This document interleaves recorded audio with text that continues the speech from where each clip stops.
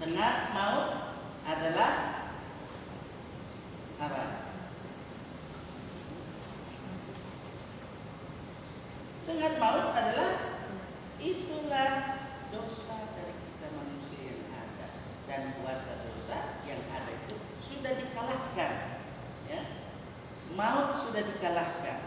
Hai maut, di manakah sengatmu? Sehingga dengan demikian kita melihat di sini bahwa Yesus Kristus yang kita imani itu, yang kita percaya itu, dia luar biasa. Ya. Tidak perlu kita mengatakan inna lillahi wa inna ilaihi raji'un. Semoga Yesus Nabi Isa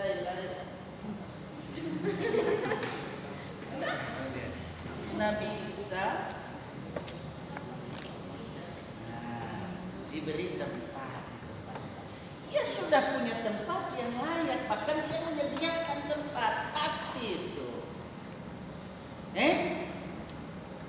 Jadi kita orang ini yang menjadi peserta katekisasi, saya berharap memang jadilah anak-anak Tuhan. Nanti bilang kapan Anda dilahirkan jadi anak Tuhan? Karena kita diadopsi menjadi anak-anak Allah ketika kita sudah dibaptis, kan sudah dilaksanakan pelayanan baptisan. Nah, dengan baptisan kita masuk dalam kehidupan sebagai anak-anak Tuhan. Kita menerima kasih karunia Allah bukan karena amal kita, bukan karena perbuatan baik kita, tetapi karena kasih karunia Allah. Dengan kebangkitan Yesus Kristus itu kita diselamatkan. Ini penting. Ya. Mulai agak apa ini sayu-sayu saya lihat. Jadi supaya dalam hidup ini kita bersemangat menjadi apa? Pengikut Yesus yang setia. Setialah setia sampai mati.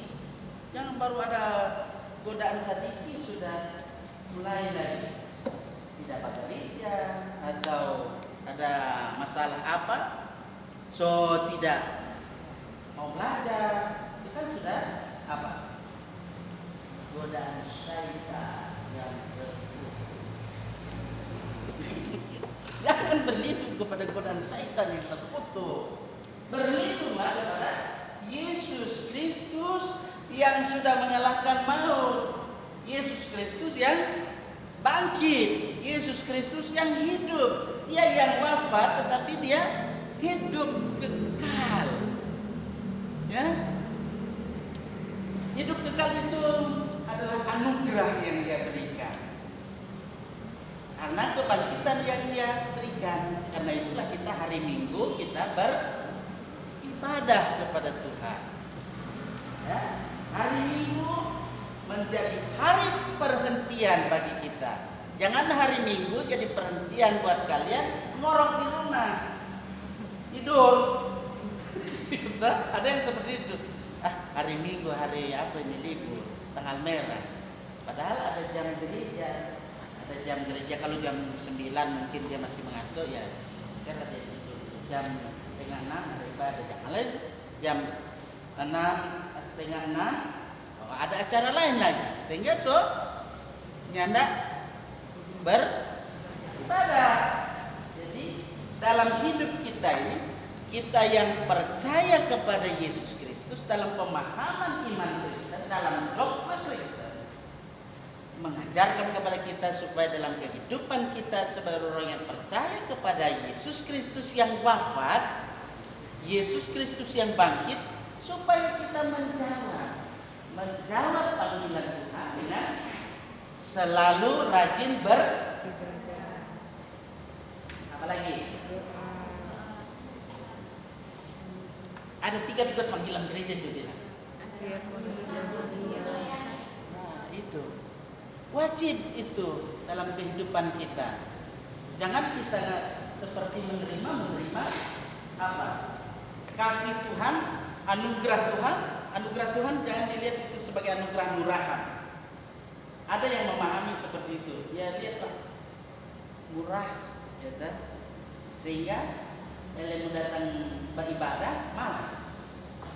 Nah, oleh karena itu, ketika kita bersama-sama memahami siapakah Yesus Kristus itu secara keseluruhan, seperti yang saya jelaskan, dan kini khusus kita melihat wafat dan kebangkitannya itu, bahwa apa yang terjadi dalam diri Yesus Kristus yang diurapi oleh Allah, dia sebagai apa?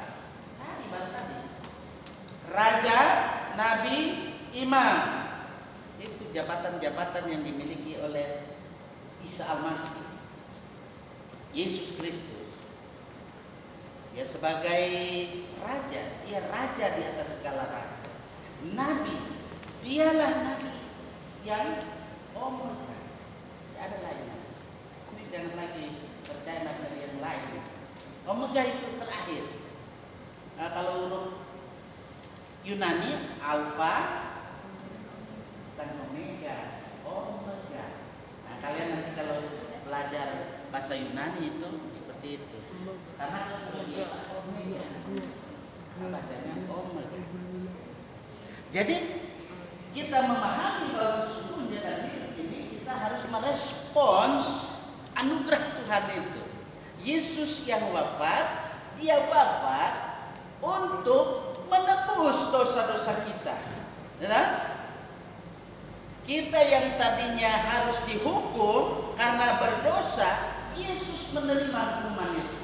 Kalau biasa itu ada orang seperti itu. Nah, ada dong.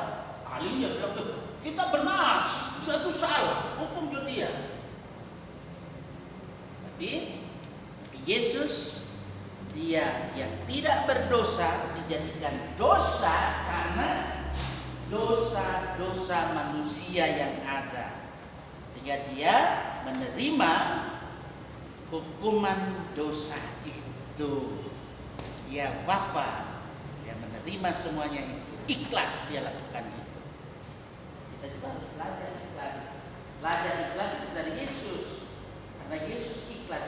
Dia tidak mau bayar kemari, kita sok kasih kita pe tubuh dan darah saya, jadinya penebusan dosa. Kalau dulu kan Nabi harus, atau para imam itu harus membawa korban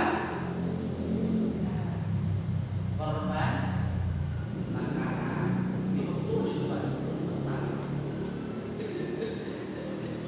Korban bakaran, korban apa itu?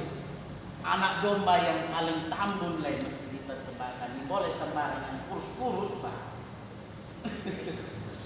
Jadi di sini kan tambun-tambun semua toh. Nah, jadi kita beri. Bagaimana dalam kehidupan ini kita yang so tambun ini? Nah, kalau yang masih kurus jangan istirahat, jangan dia kan jaga bodi. Jadi Tuhan menerima semuanya itu.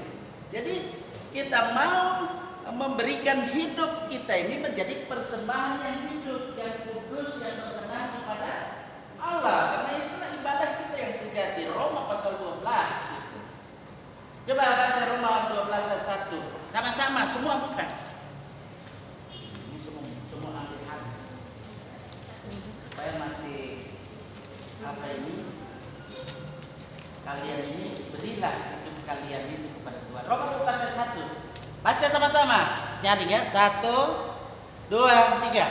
Karena itu saudara-saudara, demi kemuliaan Allah dalam nasihat kamu, supaya kamu mempersembahkan tubuh sebagai sembahyang yang hidup, yang kudus dan yang berkenan kepada Allah. Itu adalah ibadah yang sejati. Itu. Jadi yang tambun, yang kurus, kita beri diri kita menjadi persembahan yang hidup, yang kudus, berkenan kepada Allah. Karena Yesus itu sudah menjadi imam besar. Jadi Yesus itu imam besar. Kalau dulu imam harus kasih persembahan dengan apa? Lembu yang tambun, domba yang tambun, pokoknya tambun-tambun, boleh kurus. Ketika Yesus sudah menjadi imam, dia berikan dirinya. Dirinya itu yang jadi korban.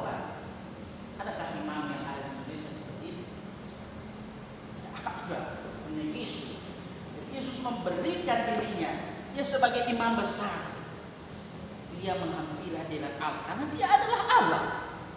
Ya kan? Dia adalah Allah. Dia sanggup melakukan itu, dia berikan dirinya jadi korban. Karena itu, dia mau supaya dalam hidup kita ini juga seperti kata Rasul Paulus dalam Roma 12 ayat 1 tadi. Karena itu saudara-saudara itu kepala demi kemurahan Allah menasihatkan kamu supaya kamu mempersembahkan tubuh menjadi persembahan yang hidup, yang kudus, yang berkenan kepada Allah. Itu adalah ibadah yang sejati. Itu. Kalau kata dia sudah tadi. Kemudian di ayat 2, jangan periksa kalau saya salah ya. Janganlah kamu menjadi serupa dengan dunia ini, tetapi berubahlah oleh pembaharuan bodimu, supaya kamu dapat membedakan mana yang baik, yang berkenan kepada Allah, dan yang sempurna. Seperti itu.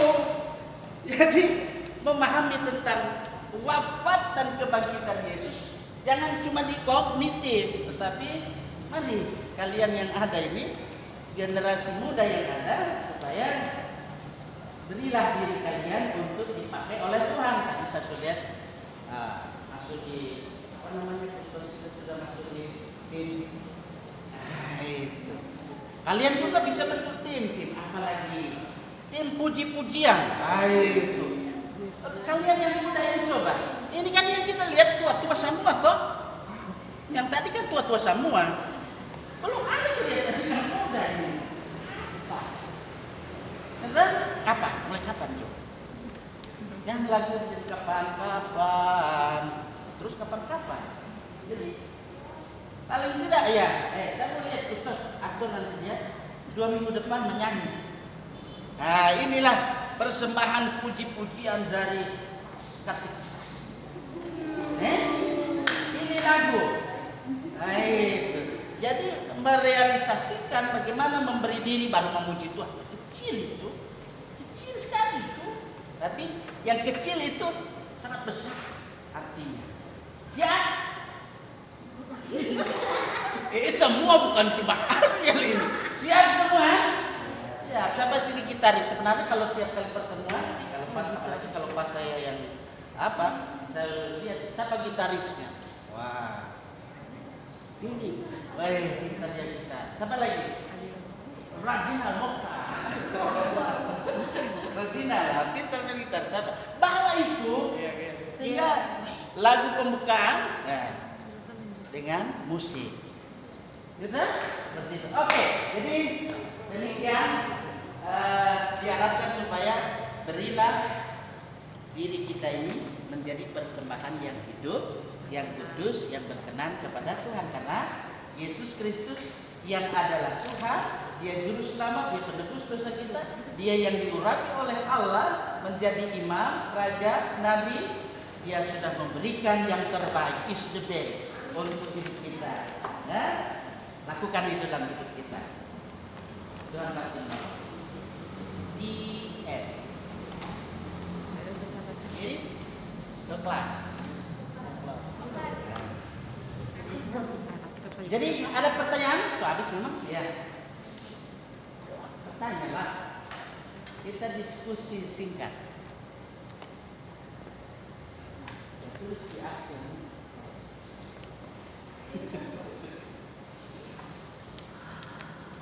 PR lagi. Ya kan? Iya, baca Injil Yohanes sudah di kali itu 9. Jadi yang belum kelar tadi mengerjakan siapa Yesus Kristus itu, kalau selesaikan, walaupun di sini saya lihat ya, kalau di apa ini kasih atau ada jadi tidak mungkin sebegini saja toh. Ada sambungannya sih. Jadi buatlah seperti itu supaya kita secara ini ada taksonomi belum. Pernah dengar? Dari khotbah YouTube saya ada sedikit. Taksonomi belum menemukan bahwa kalian ini sebagai pelajar, nah ini katakanlah saya sebut kalian pelajar dalam hal ini adalah bagaimana kita mengenal siapa Yesus. Jadi harus memiliki kognitif.